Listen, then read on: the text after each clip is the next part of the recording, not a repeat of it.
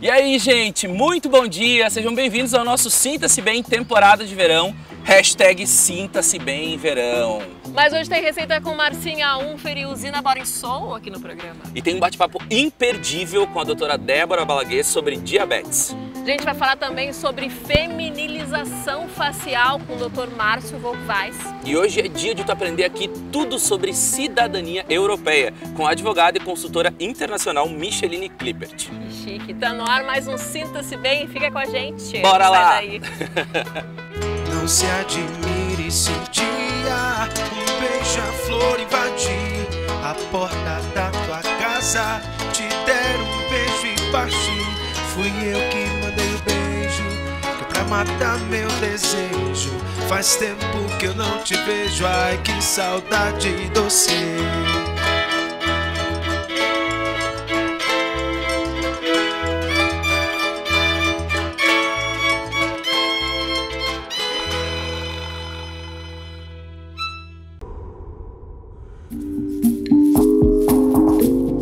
Que tal começar o dia com o pé direito e aprender a fazer esse delicioso leite dourado?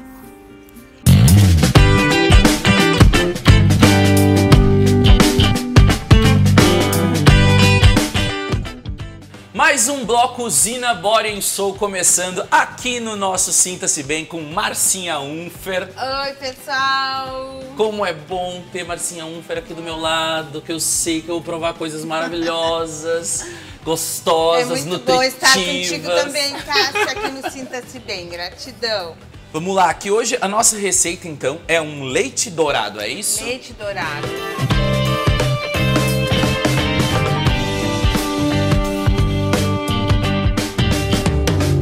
É um leite que tem muita nutrição, ele é termogênico, ele tem essas especiarias que cada uma tem um poder digestivo, um poder anti-inflamatório e reunidas elas trazem muita energia. Vamos lá para o nosso leite de hoje então. Vamos lá. Hidratamos as castanhas 6 horas. Descartamos a água da hidratação, que contém antinutrientes, um pouco da gordura. O pessoal pode dizer, mas é muita gordura, vai sobrecarregar meu organismo. No processo de hidratação, muito fica na água. Então, que a gente não precisa ficar na água. Lembrando de usar essa água para molhar sua plantinha lá no jardim, tá? Vamos economizar a água do planeta, não é mesmo, Cássio? Com certeza, tá? tudo se reutiliza por aí. Comer bem e ser sustentáveis. Vamos lá, castanha hidratada 6 horas, descartamos a água e vamos bater com uma nova água. Mais água, menos água? Pode colocar mais, Vamos lá. Cássio. Vamos lá, porque a gente quer o leite, então a gente não quer resíduo, lembra que a gente... ok. Vamos bater assim.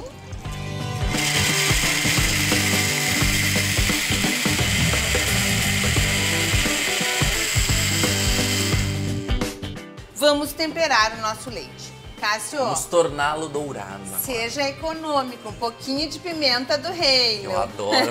Não Eu exagera, adoro Cássio. pimenta. Parece... Isso, Pode pôr mais um pouquinho. pouquinho. Parece contraditório usar pimenta nessa receita de leite. O Cássio se empolgou. Eu falei. Tu que vai provar, Cássio. Eu avisei. É que eu gosto Porque de a pimenta. gente vai usar a pimenta e a cúrcuma, gente. O açafrão da terra. Ele vai trazer a cor dourada para o nosso leite. Então, daí vem este nome, leite dourado. E lembrando, esse pacotinho que tem um fechinho maravilhoso, que tu usa um pouquinho, ó, dá um clique, fecha ele, guarda.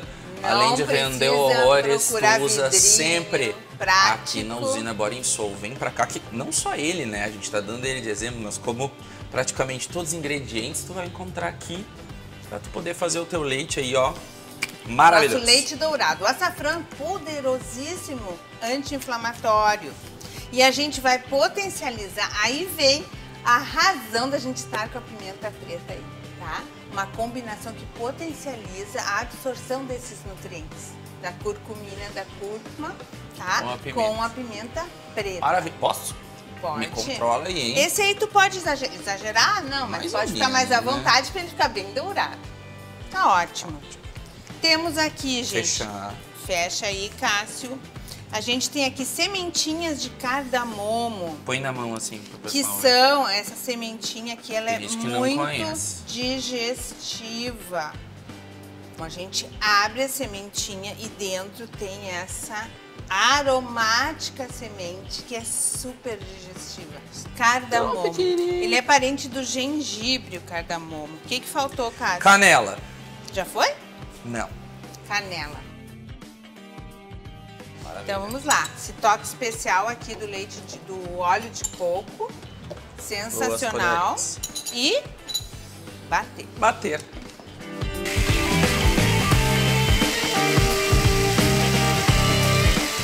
Cássio, Me sujei. olha quem está aqui. Nossa reverência, Gaia. Tá iluminando a nossa receita aqui, energizando a Tudo mesa. a ver com a nossa receita. Tudo a ver com a receita. Terra, não é mesmo? Toda a natureza aí. É muito linda. Ai, por falar em Gaia, que tava aqui desde o início. É verdade. Muito importante, a gente comentou isso no início. A gente hidratou a castanha, 6 horas em água, descartamos, colocamos aqui. Apesar de só ter batido a castanha com água e já feito o leite, se tu quiser pular o passo, tem leite de castanha orgânico, vegano, tudo direitinho, nos conformes aqui na Usina Sem Borinha Sul. glúten. Pronto! Coloca na geladeira, chega em casa só adiciona no liquidificador com todas essas ervas que a gente colocou. Especiarias, está pronto o seu leite.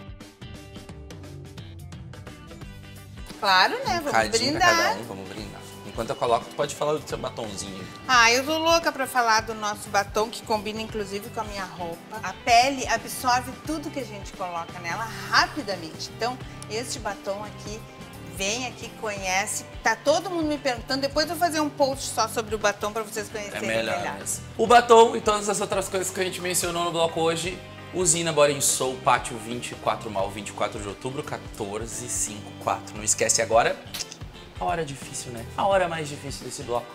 A hora do Cheers. lanche. Saúde. Beijo, pessoal. Até a próxima.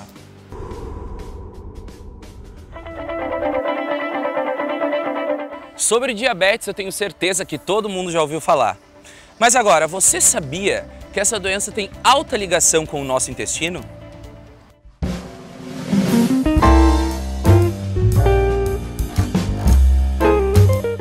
O mundo moderno nos trouxe muitas facilidades, mas também propiciou com que a gente adquirisse algumas doenças que acabaram se tornando epidêmicas.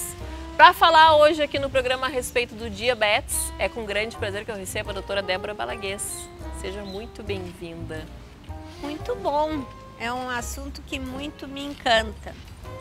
A diabetes, a gente se pergunta e pensa assim, mas o que afinal é diabetes? A diabetes não é açúcar no sangue, como muitas das pessoas pensam e até falam. A diabetes é uma doença decorrente de uma alteração hormonal, que é a alteração do hormônio insulina. Esse hormônio é fabricado no pâncreas, que é uma glândula, que fabrica outros hormônios, mas a gente vai focar na insulina, que é o hormônio que está desequilibrado na diabetes e se caracteriza pelo seguinte: a insulina no diabetes, ou a gente tem uma dificuldade na fabricação, fabrica menos insulina, ou a gente tem uma dificuldade na ligação, que é o maior número de doentes tem dificuldade na ligação desse hormônio no receptor. E o que acontece? Quando a insulina não se liga lá na casinha dela, porque os hormônios eles se ligam na célula, e a célula ela tem uma casinha, né, onde o hormônio vai lá e puff, liga como se fosse uma chave fechadura. A insulina se liga nesse receptor e promove a entrada do açúcar para dentro da célula. Quando eu falo em açúcar, eu não falo só em açúcar de açucareiro, eu falo em açúcar. O arroz é açúcar, a batata é açúcar, a massa é açúcar, o carboidrato, pão é açúcar, o carboidrato, a bolacha é açúcar, a pizza é açúcar e o açúcar. E tudo do alimento que for quebrado em açúcar, porque o alimento precisa ser digerido e quebrado em açúcar, ele vai ir para o vaso sanguíneo. E do vaso sanguíneo esse açúcar precisa entrar na célula. Para entrar na célula precisa haver uma permissão. Quem faz a permissão para que o açúcar entre na célula é a insulina. A insulina se liga no receptor e abre a porta da célula e diz: pode entrar açúcar. Então, em última análise, a ligação da insulina permite o açúcar entrar dentro da célula. Esse açúcar vai ser transformado em energia para nós vivermos. A gente veio falar hoje aqui do diabetes, mas mais especificamente da relação do diabetes com o intestino. Que relação é essa, doutora Débora? Então, a diabetes, ela depende totalmente, para que tu possa corrigir a diabetes, depende de que o intestino esteja equilibrado. Por quê? Porque para eu corrigir o diabetes, eu preciso corrigir a ligação da insulina no receptor. Essa dificuldade da insulina se ligar no receptor chama-se resistência à insulina. Resistência à insulina, que é algo que é difícil de acontecer. Essa resistência à insulina, ela ocorre por um processo inflamatório. E o órgão que comanda o equilíbrio das reações inflamatórias é o intestino. O intestino é o nosso segundo cérebro. Então, o intestino é lá que comanda todo o sistema anti-inflamatório, inflamatório e anti-inflamatório. Ele é que faz o equilíbrio. Quando a gente come alimentos que nós não fazemos mais digestão, ou alimentos que têm uma característica de ser alimentos inflamatórios, como o pão, o arroz, a batata, a massa, a pizza, o leite de vaca é altamente inflamatório e danoso, e todos os seus derivados para a questão do diabetes, nós começamos a inflamar o intestino. Essas células inflamatórias do intestino, o intestino tem comunicação com todo o sistema de vasos do corpo humano, passam para o sangue e também vão ocupar esses receptores que a insulina teria que ligar. E nós começamos a desenvolver uma resistência à insulina. Então, para tratar o diabetes, precisa tratar o intestino. Precisa tratar o intestino, precisa desbloquear receptor, precisa acertar a ligação da insulina, precisa fazer exercício físico, precisa aumentar a massa magra, que é o músculo. Para poder tratar a diabetes, precisa descobrir qual é o padrão alimentar. Tem como evitar, e depois que tem o diagnóstico também tem como melhorar, né? Tem como tratar e ficar muito bem, viu? Não há necessidade hoje em dia, com todo o arsenal da medicina, a gente passar trabalho com doença. Então a diabetes é completamente tratável, completamente controlável. Mas ela exige do indivíduo com diabetes uma certa disciplina. Disciplina com a alimentação, com programação da alimentação, com fazer exercício, com cuidar da mente, com meditação. A meditação é muito importante para o diabetes, porque ela controla aqueles impulsos adrenérgicos e deixa a gente mais tranquilo. Adorei, doutora Débora. Muito obrigada pelos esclarecimentos aqui no Sinta-se Bem. Eu que agradeço.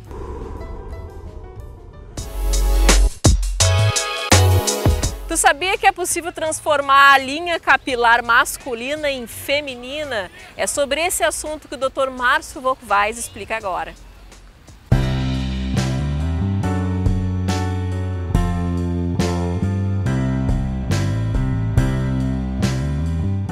Uma das coisas muito contemporâneas que a gente escuta hoje é a discussão sobre gênero. E a gente sabe que nessa discussão sobre gênero, principalmente falando dos transexuais, que é um assunto que está super em alta, são pessoas que não se identificam com o seu gênero de origem e gostariam de ter um corpo mais parecido com o gênero que se identifica.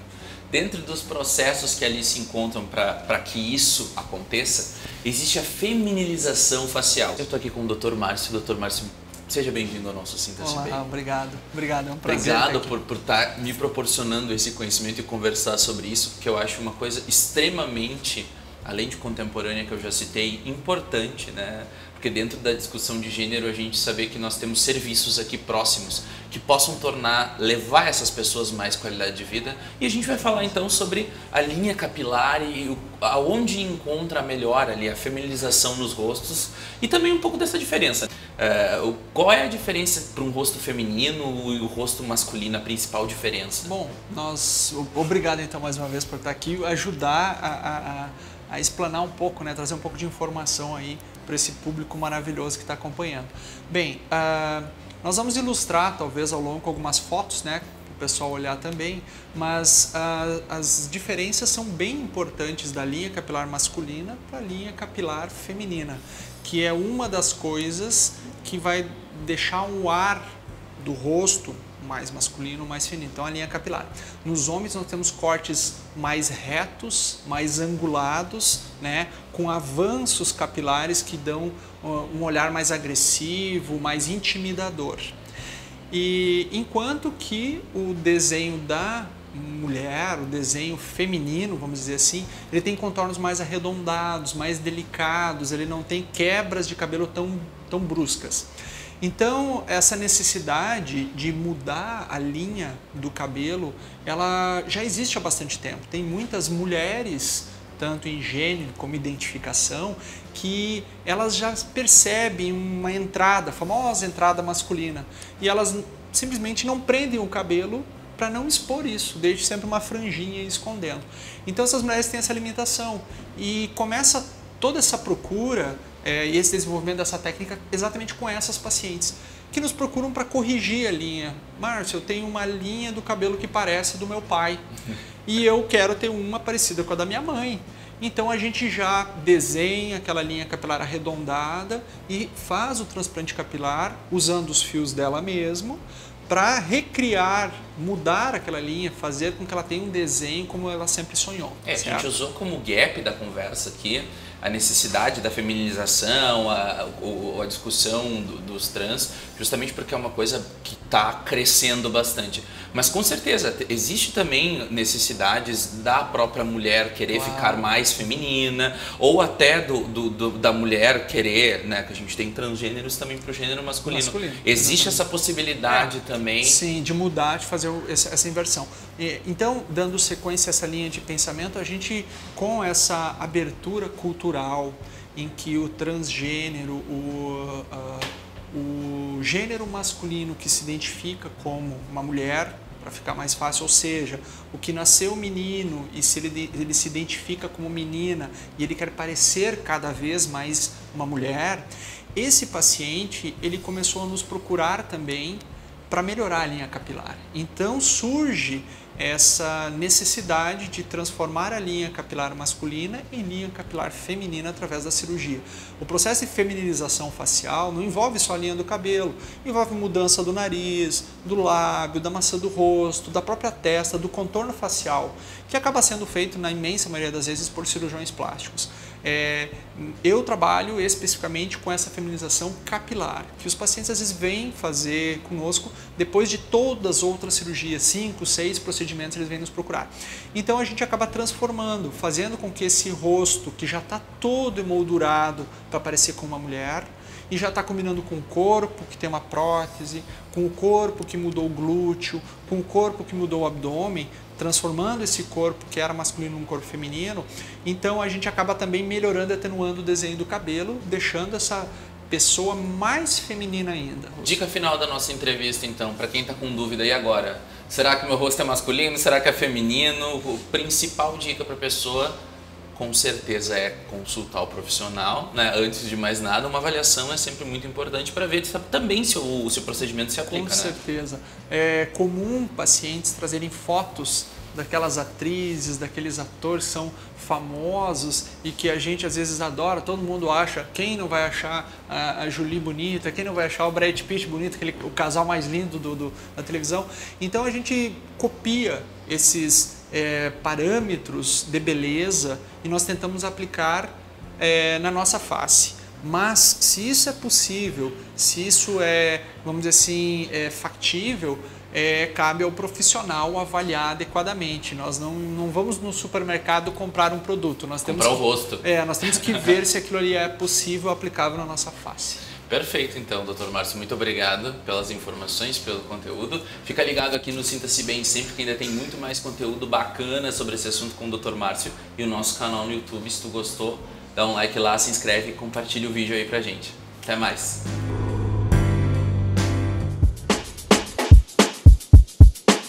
Tá pensando em morar na Europa? Ou apenas tirar a tua cidadania europeia? Agora é a hora de tu tirar todas as tuas dúvidas sobre isso aqui no Sinta-se Bem.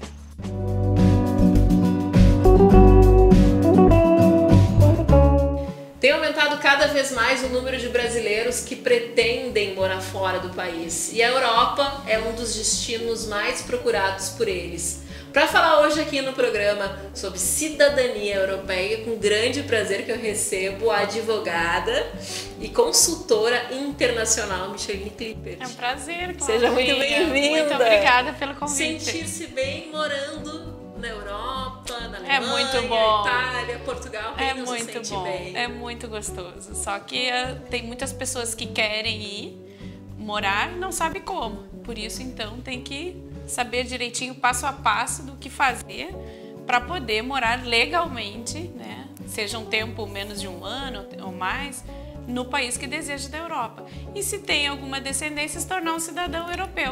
Tu trabalha com consultoria internacional, né? E faz essa questão do visto aí para os países da Alemanha, para a Alemanha, sim, Portugal, Itália. E Itália. É isso. Hoje a gente vai falar especificamente de Portugal, tá, né? Que é um dos destinos mais procurados ultimamente, se não o mais procurado aí por brasileiros.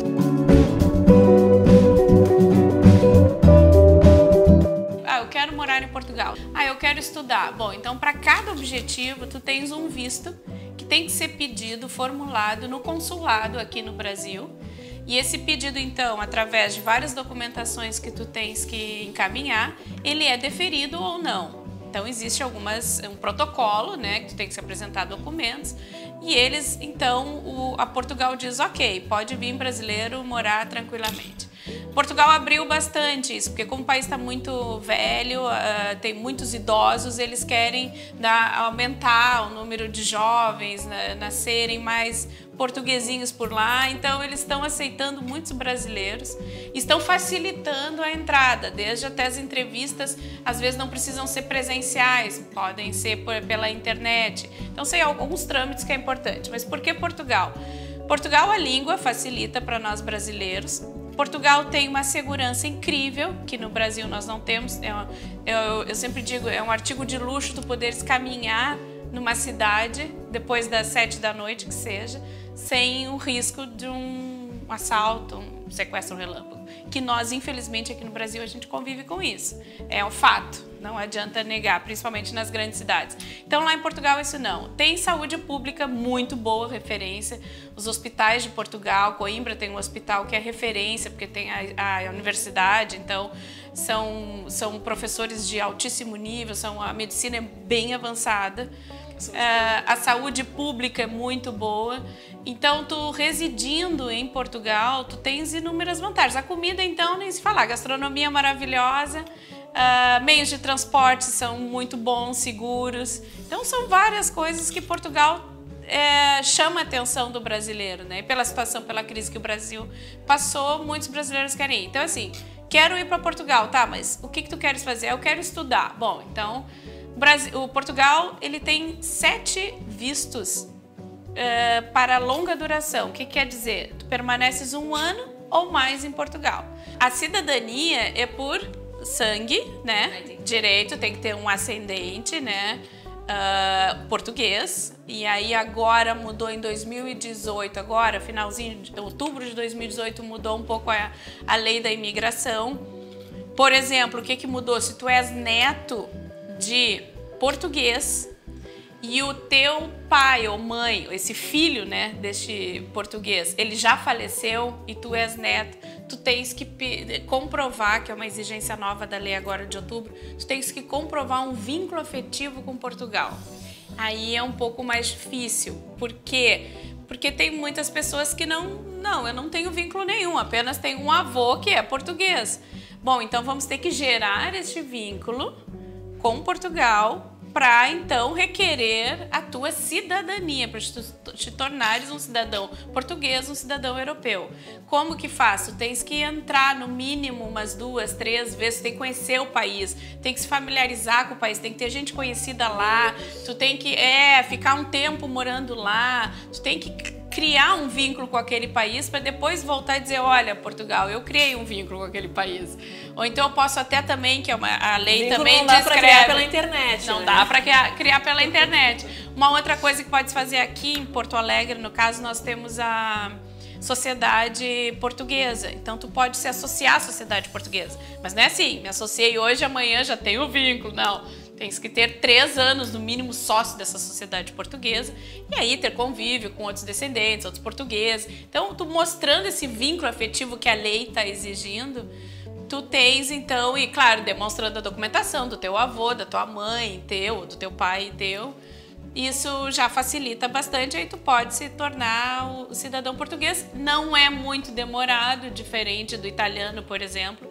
Para tu seres um cidadão português, tu encaminha uma documentação, gira em torno de 2 anos, o italiano é bem longo, uma média 7 anos, então cada país tem o seu protocolo, as suas exigências, as suas leis regulamentadoras, mas uma coisa que tem que deixar bem claro precisa fazer tudo legalizado. Não pensa assim, vou entrar como turista, que o turista é só 3 meses, vou ficar por lá, já estou morando. Não, não pode. Se Portugal, qualquer país da Europa, descobre que tu estás morando irregular, aí tu és mandado embora e aí depois fica muito mais difícil retornar e muito mais difícil receber algum visto, porque tudo fica documentado, né? E para quem tem todas as dúvidas e quer esclarecer essas dúvidas, fala contigo, que aí tu ajuda, porque tu tem um escritório. Tem toda uma estrutura lá para receber o cliente daqui, né? Porque lá tem pessoas que querem investir, querem comprar um imóvel, querem alugar um imóvel, querem ter acesso à universidade, querem abrir conta no banco, que tem que ter, tu tem que ir para lá, tu tem que ter uma conta. Tem que conseguir o visto de residência, e depois a gente vê para quem é europeu, quem não é europeu. Se tu tem um passaporte alemão, por exemplo, tu moras em Portugal, mas tu quer ir para lá com a esposa que é brasileira, tu vais para lá como europeu, mas daí tu tens que ter um visto de residência lá. Então são trâmites diferentes para quem é europeu, para quem não é. Isso tudo tem estrutura lá, parceiro advogado lá que faz todo o atendimento com os clientes daqui. E daqui a 2 semanas, aqui no Sinta-se Bem, a gente vai falar a respeito da cidadania, dos vistos também, né? Para a Alemanha e para a Itália. Muito obrigada por Eu que agradeço.